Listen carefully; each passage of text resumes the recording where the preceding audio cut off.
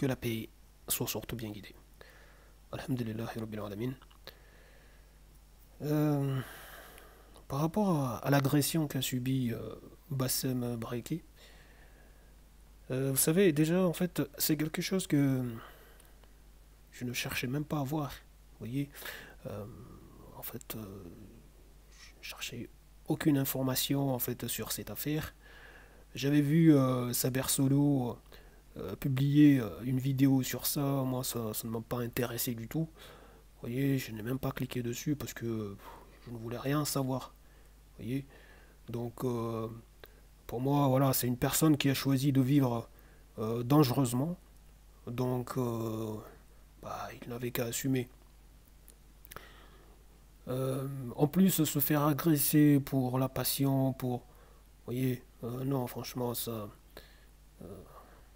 pour moi, ça n'a pas de sens, tout ça. Vous voyez, toutes ces personnes qui finissent en prison ou qui se massacrent, qui se mettent des coups de poing pour la passion, pour des futilités, pour des bêtises, tout ça, c'est vraiment, en fait, pour moi, c'est vraiment un non-sens. Ça n'a absolument pas de sens, c'est de la connerie. Donc, je ne voulais absolument euh, rien voir, en fait, sur cette affaire. Mais, en fait, il y a un frère qui m'a envoyé, en fait, la vidéo de l'agression sur le Messenger. Et là aussi, je ne voulais même pas regarder ça. Mais après, bon, je me suis dit, vas-y, bon, regarde ce que le frère t'a envoyé. Bon. Donc, j'ai cliqué dessus, j'ai vu en fait l'agression, tout ça.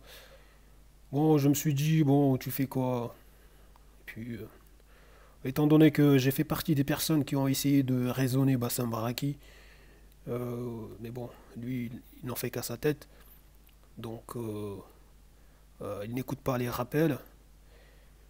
Et oui, hein, franchement, bon, il n'est pas le seul, bien sûr.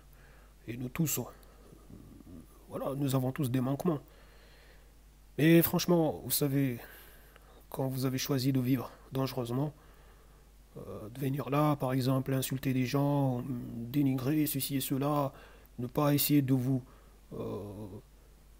de vous ranger, de faire les choses bien, de rappeler le bien, tout ça, bon, écoutez, hein, il faut assumer, moi je ne veux pas pleurer Bassem Raki. Non, franchement, non. Donc, voilà. Après, bon, je ne dis pas que je cautionne ce qui lui est arrivé, mais voilà, il doit juste assumer, c'est tout. Point barre. Donc, non, mais les gens, franchement, il faut arrêter. C'est dingue, il faut grandir, quoi. Subhanallah. La hawla wa la quwwata illa billahi al-aliyyil azim.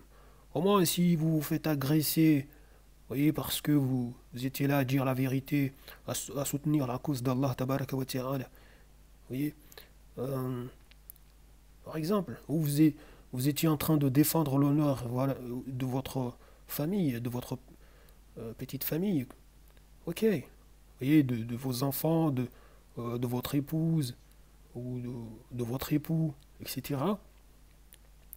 Là, c'est autre chose. Mais pour des histoires vraiment futiles, de la connerie, du deal, du trafic ou je ne sais pas quoi, mais les gens, vous savez, Allah subhanahu wa ta'ala, il enregistre tout, tout est enregistré et des comptes seront demandés. Et vous verrez tout ce que vous avez fait ici-bas, je vous le dis. Donc il faut bien réfléchir. Subhanallah, alhamdulillah. C'est complètement dingue. Vous voyez, des adultes qui se comportent comme des gamins.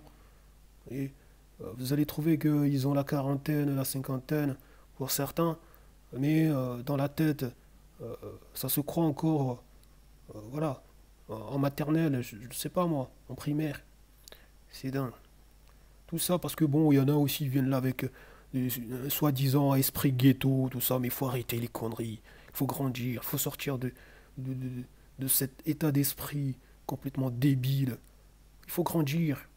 Subhanallah, il y en a, ils foutent leur vie en l'air pour des histoires de drogue, de banditisme, de je ne sais pas quoi. Ça se prend pour des voyous, mais les gens arrêtez.